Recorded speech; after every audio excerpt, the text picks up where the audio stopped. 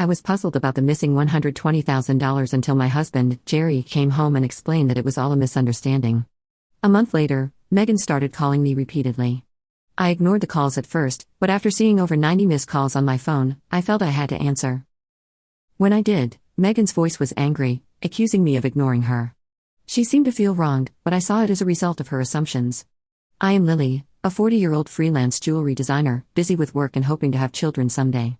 My husband, Jerry, used to have a corporate job, but now helps me run my growing design business. Early in our marriage, my design work was slow, and we mostly relied on Jerry's steady income. Now that my business is doing well, our roles and responsibilities have changed, but so have our challenges, especially with dealing with unexpected family misunderstandings about money. As I approached the age of 37, my career as a jewelry designer was really taking off, and I needed to get better organized because my schedule was getting busier. Seeing the growing demands of my business, Jerry, who had a good job and was set for a promotion, made a big decision. He quit his job to work with me. He used his management skills to help us run our business. Together, we secured contracts with well-known international brands, which improved both our work and our personal lives. However, with success came new challenges, especially with Jerry's sister, Megan. Megan lived alone in the family home and saw our lives as very luxurious. She often asked us for money, saying things like, "You always seem to be living so lavishly. I'm jealous." Part of my job involved attending product launches and dinners with executives, but Megan thought these were just for fun. Her requests for money became more frequent and personal. For example, she once asked for money to throw a party for a friend. While it might seem like we could easily afford to help her, maintaining our business image was expensive and came with many obligations. We weren't living in luxury. These were necessary parts of our work. Megan, however, was envious and sarcastic, not understanding the true nature of our expenses. She would say things like, "Dressed up beautifully, eating at expensive places, I envy you." Despite my repeated refusals, Jerry, being her brother, would sometimes give in to her requests, thinking it was easier to keep her happy than to deal with the disruption it might cause. "If giving her a little money keeps her quiet, then it's worth it," he would say. But Megan's demands only grew. Recently, she asked for a new dress for an upcoming gathering. When Jerry suggested a more affordable option, she insisted it had to be something fancy and even wanted a matching bag. This left us feeling frustrated. To try and manage her frequent requests, Jerry had set up a credit card in Megan's name and asked her to use it for her expenses. At first, she overspent and was warned by Jerry. He asked her to let us know before making big purchases, but she continued to spend extravagantly. This pattern of constant financial demands left both Jerry and me feeling stressed as we tried to balance supporting family with keeping our business strong and sustainable. I found a beautiful ring and couldn't resist buying it, though I regret not telling Jerry first. Unfortunately, the bill was really high. If spending continues like this, maybe it's best to return the card. We simply can't afford these costs. The credit card was in Megan's name, but Jerry was the one managing and paying the bills. Megan seemed to misunderstand the purpose of the credit card, treating it as if there was no limit. She didn't realize that every purchase would eventually need to be paid for. And since the money wasn't coming directly from her, she kept using it freely. Seeing the need to control spending, Jerry decided to set a limit on her card. This led to Megan coming into our home one day, upset and complaining. "What the heck? I couldn't pay for my shopping the other day." "Why?" she asked.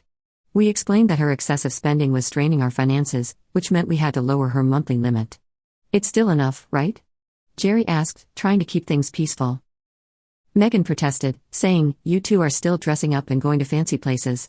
How is what I'm doing any different?" We tried to explain that these activities were part of our jobs, not just for fun, but Megan didn't see the difference. "If that's a job, then what I'm doing isn't any different. It's unfair that only you two get to have all the fun," she argued. While it's true that our work involves attending events in luxurious venues, these are professional obligations, not leisure. Despite her misunderstandings, setting a spending limit on Megan's credit card seemed to calm things down a bit. Occasionally, Megan would visit and complain to Jerry, but overall, life went on without major disruptions. As the end of the year approached, an exciting opportunity came up. A foreign brand manufacturer offered us a chance to expand our business by moving overseas. The idea thrilled me as it could elevate my status as a top-tier designer. Jerry, always supportive, was eager to take the leap. "It's a chance we have to take," he said. However, the idea of moving abroad brought a new concern: Megan. Given her past behavior, we worried she might want to come with us. While living internationally was appealing, the thought of dealing with Megan's demands in a new country was overwhelming.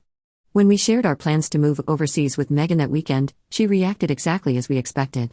"I want to come too," she said, thinking our move would be like a long vacation. Jerry tried to explain, "We're going there for work. It won't be as fun as you think," but Megan didn't believe him. "You're trying to trick me.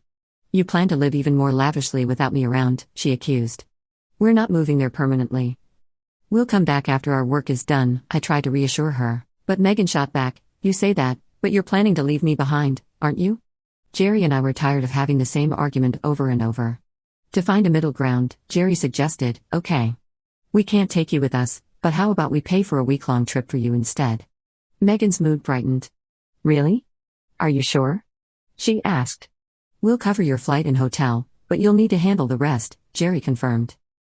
She seemed happy with that, at least for the moment. However, the peace didn't last long.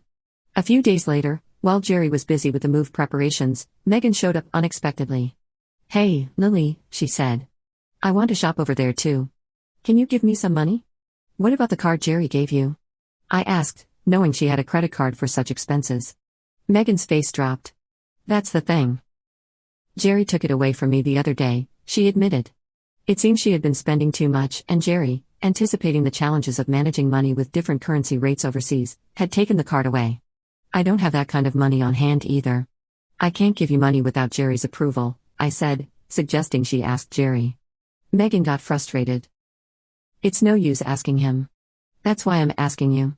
Megan did go on an 18-day trip abroad, which I assume Jerry managed to fund somehow. When she returned, she called me excitedly. "I'm back, and it was so fun," she shared, telling me all about her sightseeing and dining adventures. Even though I hadn't asked, I overbought souvenirs and couldn't fit them in my suitcase, so I had them shipped here. "Can't wait for them to arrive," she added. "That's nice," I replied, trying to sound neutral even though I felt a bit overwhelmed. "Thanks to the money you saved up, I had a blast," she explained. "Saved up money? What are you talking about?" I asked, confused and a little worried as I had no memory of setting aside money for her spending.